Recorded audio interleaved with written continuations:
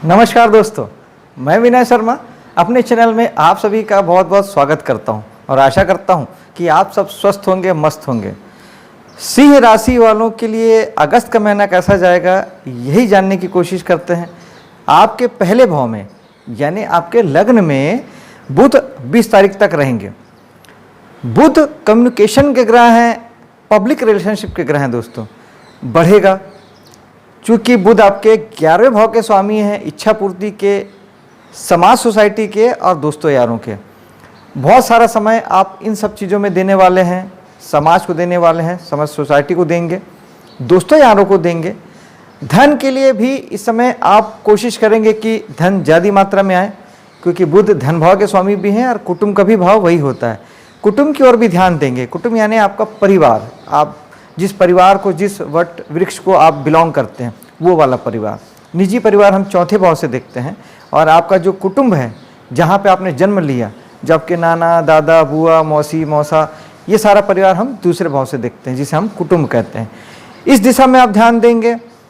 व्यक्तित्व आपका प्रभावशाली होगा, क्योंकि सूर्य 17 तारीख से आपके लग्न में आ जाएंगे, यानी आपके पहले भाव में आ जाएंगे।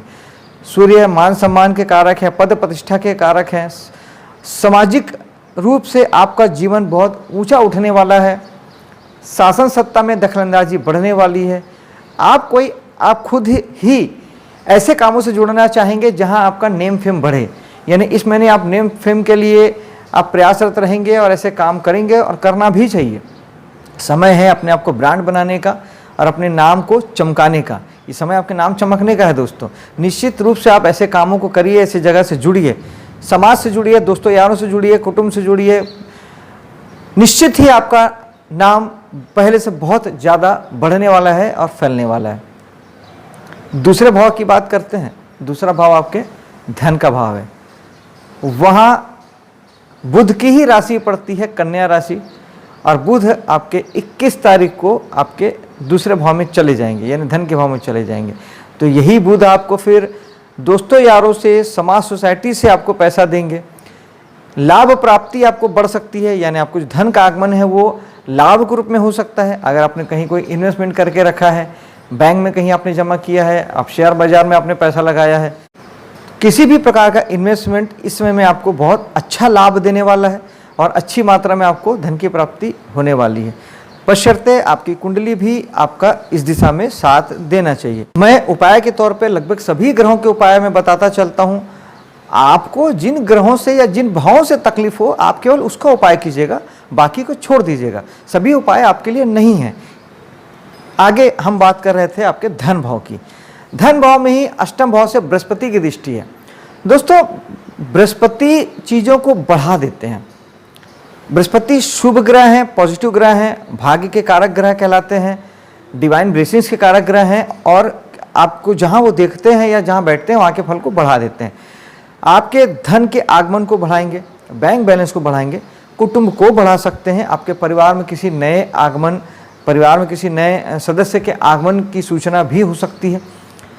इसके साथ ही बृहस्पति जो हैं 8वें भाव में बैठे हैं, उसका भी फल आपको कहीं ना कहीं से आएगा ही।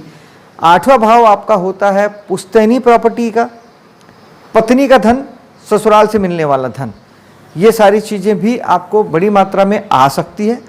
और साथ ही चूँकि अष्टम भाव रुकावट बाधा का है, दुख पीड़ा का है, प्रॉब्लम का भी होता है, तो आपको हो सकता है कि धन के संबंध में कुछ थोड़ी बहुत आपको चिंता हो या आपको बाधाएं हैं। लेकिन दोस्तों, पैसा भी यहीं से ही आएगा, क्योंकि बृहस्पति दृष्टि डाल रहे हैं। बृहस्पति की शुभ दृष्टि, पैसा हर हाल में आएगा दोस्तों।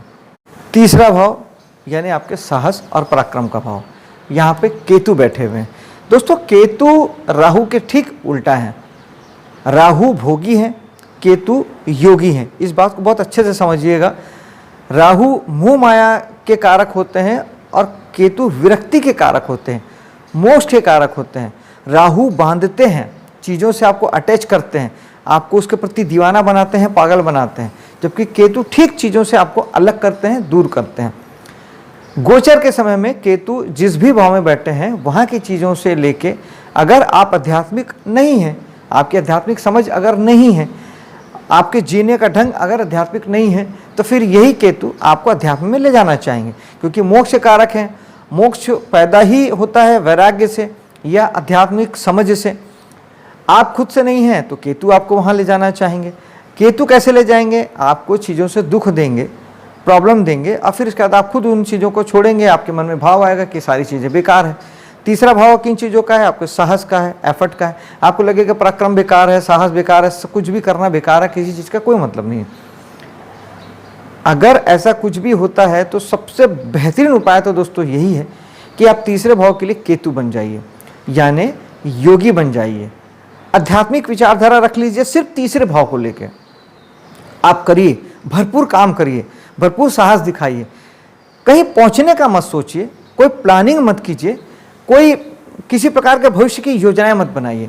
वर्तमान में जीना शुरू कीजिए और भरपूर मेहनत कीजिए, काम कीजिए। केतु आपको कोई प्रॉब्लम नहीं देंगे। यानी कर्म करिए और फल की चिंता मत करिए। जो कृष्ण भगवान गीता में कहते हैं वो आपको बनना है तीसरे भाव के लिए। आप अगर तीसरे भाव के कोई भी काम करते हैं, जैसे आपका कमीशन का काम है, एजेंसी का काम है, दलाली का काम है, आप इंटरनेट से जुड़ के अगर आप कोई काम करते हैं, मीडिया वाला जो आप है वो वाला काम करते हैं, या आप मार्केटिंग का काम करते हैं, चाहे आप इंटरनेट से जुड़ के मार्केटिंग करते हो, चाहे आप डायरेक्ट मार्केटिंग करते हैं, ये सारा तीसरे भाव का काम है। साहस से संबंधित जितने काम होते हैं, आप पुलिस में हैं, मिलिट्री में हैं, फायर डिपार्टमेंट में हैं, किसी भी प्रकार के साहस जिसमें साहस की ज़रूरत पड़ती है वो वाले काम करते हैं, वो सारा डोमेन आपका तीसरा भाव हो जाता है। ट्रेवल्स का काम, ट्रांसपोर्टिंग का काम, ये भी तीसरा भाव का काम है। इन सारे कामों में अगर आप हैं तो आपको यहाँ से थोड़ा सा मन हट सकता है, आपका मन विरक्त हो सकता है, और काम को बदलने की अंतिम स्टेज इसकी आती है कि आपको काम को बदलने का आपको मन कर सकता है। आप कामों को चेंज करने के बारे में सोच सकते हैं या कामों को छोड़ने के बारे में सोच सकते हैं। अगर ऐसा कुछ आपके साथ होता है तो सबसे पहले तो आप वहाँ के लिए केतु ही बन जाइए। और दूसरा, अगर ज्योतिषी उपाय की बात करें तो ओम केतुआय नमः एक माला आप जाप कर सकते हैं। चेक प्रिंट के जो कपड़े होते हैं, रुमाल के रूप में, नैपकिन के रूप में, वो आप दान दे सकते हैं। गणेश जी की साधना से केतु ठीक हो जाते हैं। मेडिटेशन केतु का सबसे बढ़िया उपाय है। मेडिटेशन करेंगे तो ऑटोमेटिक आप आध्यात्मिक समझ जागृत होगी, और केतु वही तो चाहते हैं, तो भी केतु आपको बहुत अच्छा फल देंगे। चौथे भाव में बृहस्पति की दृष्टि पड़ रही है, नवम दृष्टि। बृहस्पति शुभ ग्रह हैं, पॉजिटिव ग्रह हैं, चीज़ों को बढ़ा देते हैं, ईश्वरीय मदद देते हैं, भाग्य का साथ देते हैं। चौथा भाव आपके वाहन का है, गाड़ी का है, आपके निजी कुटुंब का है, ये सब चीज़ें बढ़ जाएगी। आपके घर के सुख का है, मन की शांति का है, ये सारी चीज़ें बहुत बढ़ने वाली है। घर आप बना पाएंगे, घर आप खरीद पाएंगे, नया वाहन आप लेना चाहते हैं उसे ले पाएंगे।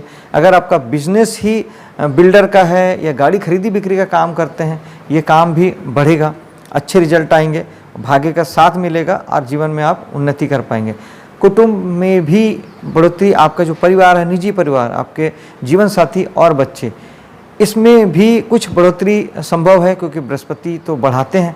तो आपके निजी परिवार में भी अगर आपकी कुंडली भी इस दिशा में साथ दे रही है और आप इस दिशा में अगर प्रयासरत भी हैं, ऐसी स्थिति है, तो निश्चित ही आपके परिवार में भी नए सदस्य का आगमन हो सकता है। छठे भाव में आपके शनि बैठे हुए हैं। शनि और राहु, मंगल, ये जो पापी ग्रह होते हैं दोस्तों, छठे भाव में अच्छा फल देते हैं, क्योंकि ये ऋण रोग शत्रु का भाव होता है। यहाँ पे पापी ग्रह आपको ज़्यादा बल प्रदान करते हैं, साहस प्रदान करते हैं और अच्छे रिजल्ट लाते हैं। किसी प्रकार की प्रतिस्पर्धा में आपको जीत दिलाते हैं, कंपटीशन में आप जीत जाते हैं। लेकिन बेहतर है कि आप लड़ाई झगड़े से, कोर्ट कचहरी से आप दूर रहें तो ठीक है। शनि जहाँ बैठते हैं, चाहते हैं कि आप वहाँ के लिए ज़्यादा मेहनत करें। अगर आप किसी प्रकार के छठे भाव के काम करते हैं, आधी दुनिया नौकरी ही करती है, तो आप नौकरी करते हैं प्राइवेट या सरकारी, आप कंसल्टेंसी देते हैं, जैसे डॉक्टर, वकील, इंजीनियर देते हैं, आप लेबर वर्क करते हैं, सर्विस देते हैं, जैसे कि गाड़ी बनाने वाला, एसी बनाने वाला, एक लोहार, बढ़ई, या किसी भी प्रकार के आप लोगों को सर्विस के एवज में आप पैसा लेते हैं, तो वो छठा भाव आपका है। तो शनि चाहेंगे कि आप ज़्यादा मेहनत करें, ज़्यादा ध्यान दें, ज़्यादा फोकस्ड हो जाएं। अगर आप फोकस्ड रहेंगे, ज़्यादा मेहनत करेंगे, तो शनि आपको कोई प्रॉब्लम नहीं देंगे। शनि केवल उसी स्थिति में आपको दुख देंगे जब आप वहाँ की चीज़ों को लेकर आप मेहनत नहीं करेंगे। आपने ज़रा सा भी लापरवाही की, आपने नज़रअंदाज किया, आपको प्रॉब्लम आनी शुरू हो जाएगी। अगर फिर भी किसी कारणों से आपको आपके काम की जगह में, नौकरी की जगह में, सर्विस की जगह में आपको किसी प्रकार की प्रॉब्लम आ रही है, दुख हो रहा है या किसी प्रकार की रुकावट बाधा की आप देख रहे हैं व्यवहार, तो फिर आप शनि का उपाय कर सकते हैं। शनि के लिए ओम शनिश्चराय नमः एक माला जाप कर सकते हैं। गरीब लोगों की मदद करना, सेवा करना शनि के लिए बहुत अच्छा उपाय है।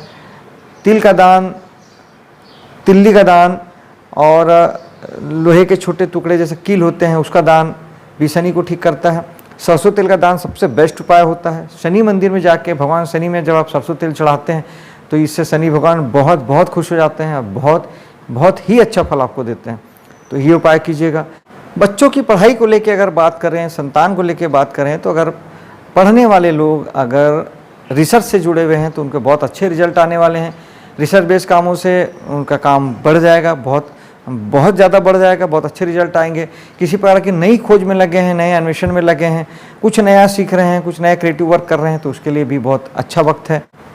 दोस्तों, देवगुरु बृहस्पति चले गए हैं 8वें भाव में। 8वां भाव के अगर आप काम करते हैं तो बहुत अच्छे रिजल्ट आपको आने वाले हैं। आप रिसर्च के कामों से जुड़े हैं, किसी प्रकार की खोज करते हैं, ज़मीन के नीचे से पानी, तेल या खनिज पदार्थ ढूंढ के निकालते हैं, सीक्रेट सर्विसेज से जुड़े हैं, CID CBI जासूसी डिपार्टमेंट से जुड़े हैं, किसी भी प्रकार का आप ढूंढते हैं, कुछ खोजते हैं, सीक्रेट एजुकेशन से जुड़े हैं, जैसे आप न्यूमरोलॉजी का काम करते हैं, ज्योतिष का काम करते हैं, तंत्र मंत्र का काम करते हैं, ऐसे कुछ मानसिक बीमारियों को आप पकड़ते हैं, मन की बीमारियों को पकड़ते हैं, कुछ भी जो छुपा हुआ है जिसे ढूंढना पड़ता है, वैसा कोई भी काम 8वें भाव का होता है। बृहस्पति है, स्वराशि में है, सुफल देंगे, कामों को बढ़ाएंगे और आप जीवन में उन्नति प्राप्त करेंगे, आगे बढ़ेंगे।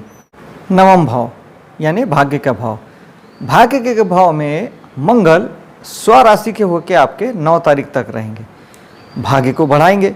साहस पराक्रम आपका कहाँ लगेगा? भाग्य को बढ़ाने में लगेगा, लंबी यात्राओं में, धार्मिक यात्राओं में लगेगा, पिता के लिए लगेगा।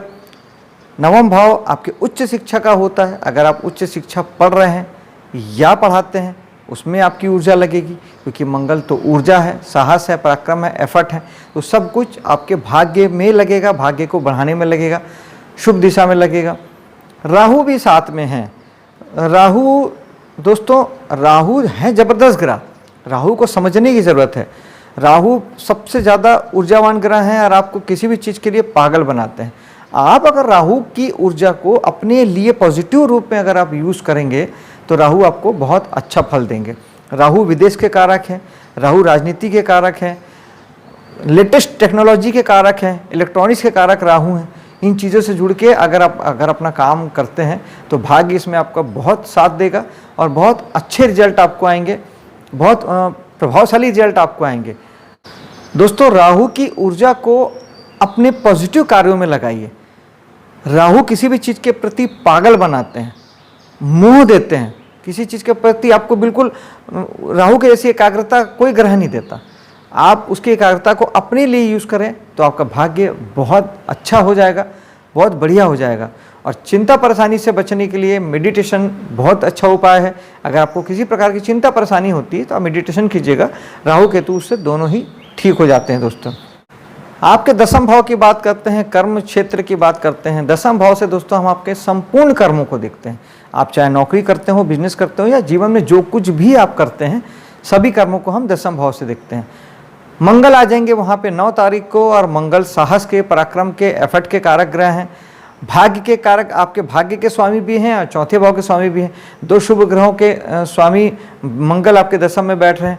तो इस समय में आपकी प्रॉपर्टी, आपके वाहन, आपका कुटुंब, आपका भाग्य, सब कामों में आपके बढ़ाने में लगेगा। काम आपके बढ़ेंगे, आप सबका यूटिलाइज अपने काम को बढ़ाने के लिए कर पाएंगे। आपका साहस पराक्रम आपके कामों को बढ़ाएगा। अच्छे रिजल्ट आ सकते हैं अगर आपने थोड़ा सा संयम रखा, क्योंकि मंगल गुस्से के भी कारक होते हैं। गुस्से को आपने अपने कंट्रोल में रखा, लड़ाई झगड़े से अगर आप बचे तो फिर आपके कर्म क्षेत्र में आपको बहुत अच्छे रिजल्ट आने वाले हैं। भाग्य के स्वामी हैं मंगल, आपको भाग्य को बढ़ाएंगे, ईश्वरीय मदद आपको देंगे। कुटुंब भी आपका साथ देगा इस समय में आपके कर्म में। हो सकता है कि आप ज़्यादातर वक्त जो है आपके जो घर के जो सुख की जो तलाश थी वो भी आपको अपने कर्म क्षेत्र में ही, आपके वर्किंग प्लेस में ही आपको इस महीने वो सुख की प्राप्ति हो और आप काम को एंजॉय करें और बहुत बढ़िया आप वहाँ पे फील करें। आपके शुक्र 7 तारीख तक आपके एकादश भाव में रहने वाले हैं। लाभ प्राप्ति का भाव है और दोस्ती यारी का भाव है और आपके सामाजिक संस्थाओं का भाव है, एनजीओ वगैरह का भाव जो होता है वो एकादश भाव है। तो वहाँ पे शुक्र सारी चीज़ों में सौंदर्य ऐड करेंगे, कला ऐड करेंगे, सुख सुविधा ऐड करेंगे। आप दोस्तों के साथ घूमने फिरने का मन बनाएंगे, घूमेंगे फिरेंगे, मौज मस्ती करेंगे, समाज सोसाइटी में जाएंगे, वहाँ आप एंजॉय करेंगे। लाभ प्राप्ति में शुक्र आपकी मदद करेंगे ही करेंगे। और स्त्री जाति से आपको इस समय में लाभ हो सकता है, किसी प्रकार का फायदा हो सकता है, इस बात का ध्यान देंगे। यही शुक्र 7 तारीख के बाद आपके 12वें भाव में चले जाएंगे। 12वां भाव आपका खर्च का होता है। दोस्तों 12वें भाव में शुक्र का जाना ये बताता है कि आप भोग विलास के लिए पैसे खर्च करेंगे, सुख सुविधा जुटाने के लिए पैसे खर्च करेंगे। और शुक्र बेसिकली वाहन के कारक ग्रह हैं, तो बहुत हद तक संभावना है कि आप नया वाहन खरीदें, उसमें आप पैसे का खर्च करें। शुक्र लग्जरी के कारक हैं, घर पे बहुत सारी सुख सुविधा जुटाने के लिए भी आप पैसे का खर्च कर सकते हैं। शुक्र स्त्री जाति के कारक हैं, आपका पैसा स्त्री जाति के पीछे खर्च हो सकता है, स्त्री जाति की वजह से खर्च हो सकता है, स्त्री जाति के लिए आप पैसे का खर्च कर सकते हैं 7 तारीख के बाद।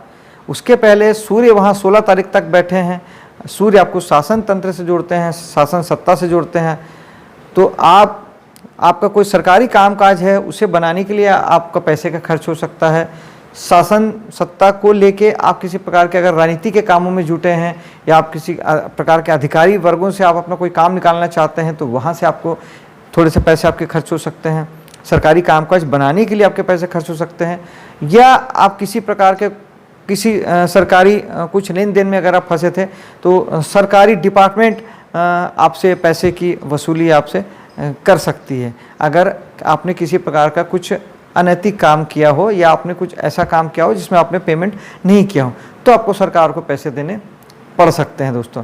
लेकिन इसके ठीक उल्टे अगर आप विदेश से काम करते हैं, विदेश से जुड़े हैं, आयात निर्यात का बिजनेस करते हैं, इंटरनेट के माध्यम से जुड़ के कोई विदेशी काम करते हैं, यूट्यूब फेसबुक गूगल आदि से जुड़ के आप कोई इंटरनेशनल इनकम अगर गेन करते हैं तब तो फिर ये समय आपका है। सूर्य नाम प्रसिद्धि भी बढ़ाएंगे, शुक्र भी वहाँ आपका नेम फेम बढ़ाएंगे और दोनों ग्रह मिलके आपको भरपूर वहाँ सुविधा भी जुटाएंगे। आपको पैसे की इनकम अच्छी खासी आपकी इनकम होगी। सूर्य 16 तारीख तक देंगे और शुक्र आपके 7 तारीख के बाद, ये दोनों ग्रह आपको भरपूर बड़ी मात्रा में आपको धन की प्राप्ति कराएंगे। दोस्तों आपका ये महीना शुभ हो, सफल हो, इसी कामना के साथ अब मैं आपसे विदा लेता हूँ। मेरे वीडियो को लाइक शेयर कीजिएगा, मेरे चैनल को सब्सक्राइब कीजिएगा। मिलता हूँ अगले वीडियो पे। जय हिंद।